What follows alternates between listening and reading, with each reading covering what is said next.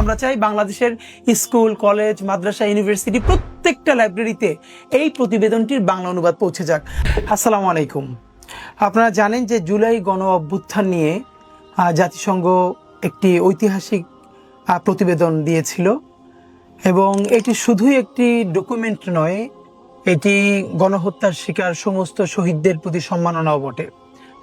আমরা প্রত্যাশা করেছিলাম যে একমাত্র বাংলাদেশের একটি ফ্যাসিস্ট দল আওয়ামী লীগ, যার গণহত্যার প্রমাণ হিসেবে জাতিসংঘ এই প্রতিবেদনটি দিয়েছে, যেটা বাংলাদেশের আর কোনো দলের সাথে এটা ঘটেনি।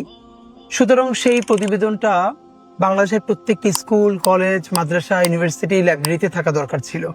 জাতিসংঘ যেই ইংরেজি ডকুমেন্টটি দিয়েছে, প্রতিবেদনটি দিয়েছে, ইনকিলাব মঞ্চের উদ্যোগে আমরা বেশ গুরুত্ব দিয়ে এবং সর্বোচ্চ সতর্কতার সাথে আমরা খুব ভালো অনুবাদ করবার চেষ্টা করেছি। এবং আমরা একটা যেটা ব্যতিক্রম করেছি সেটা হলো অনুবাদটা যাতে কারো কাছে কখনো মিসলিডিং মনে না হয়, এই জন্য আমরা প্রত্যেকটা জায়গায় ইংলিশ টেক্সটকে সাথে রেখেছি।